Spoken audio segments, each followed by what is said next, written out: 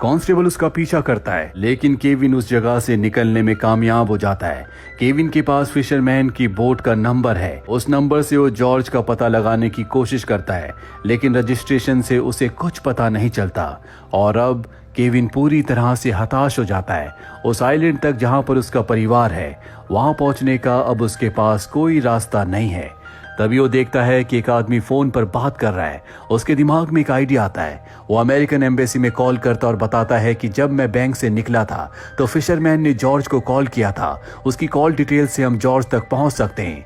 Embassy वाले कहते हैं कि हम जल्दी इस पर एक्शन लेंगे। और अब केविन के पास अपने परिवार तक पहुंचने का एक आखिरी रास्ता बचा है।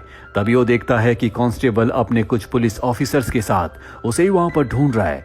इसीलिए वो कांस्टेबल को कॉल करता है और उसे बताता है कि फिशरमैन की कॉल डिटेल से हमें जॉर्ज का नंबर मिल सकता है। कांस्टेबल कहता है कि जॉर्ज का नंबर हमें मिल चुका है, हमने उसे कॉल किया था, लेकिन उसने अपने मोबाइल को स्विच ऑफ कर दिया। ये सुनकर केविन पूरी तरह से हताश हो जाता है और अब वो पुलिस से बचने के लिए एक बस में बैठ जाता है जो शहर से बाहर जा रही है। केविन की आंखों में आंसू होते हैं क्योंकि आज उसने अपने परिवार को खो दिया। तभी वो बस की आखिरी सीट में देखता है जहां पर जॉर्ज बैठा हुआ होता है। वो जॉर्ज को आवाज देता है। जॉर्ज उसे देखकर डर जाता है। वो बस से कूदकर भागने लगता है। केविन भी उसका पीछा करता है, लेकिन केविन के जख्मों से खून निकल रहा होता है। वो बहुत ज्यादा थक जाता है, इसीलिए वो रुक जाता है।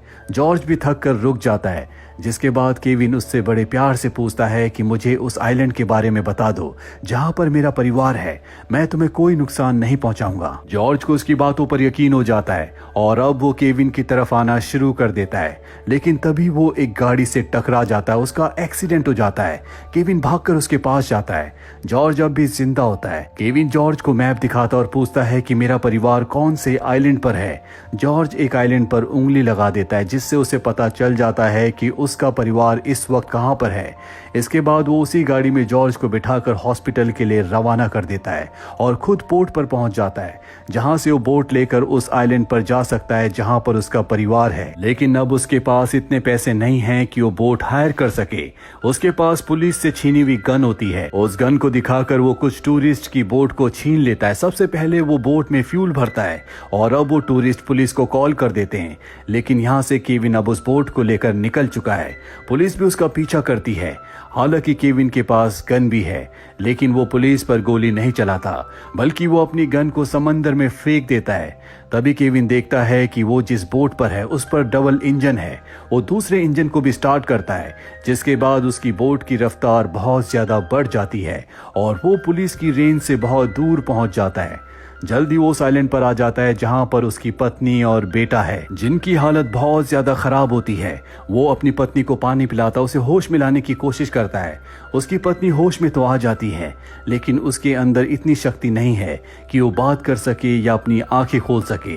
इसके बाद वो अपने बेटे को देखता है, जिसकी सांस नहीं चल रही होती, जिससे वो बहुत ज्यादा घबरा जाता है। पर खुद वो एक डॉक्टर है, इसीलिए वो अपने बेटे को CPR देता है और जल्दी उसके बेटे की सांस वापस आ जाती है। केविन जानता है कि जल्द से जल्द उसे अपने परिवार को यहाँ से ले जाना होगा। सबसे पहले वो अपने बेटे को बोट पर रखता है, जिसके बाद वो अपनी पत्नी के पास वापस आता है और कहता है कि चलो हमें यहाँ से निकलना होगा।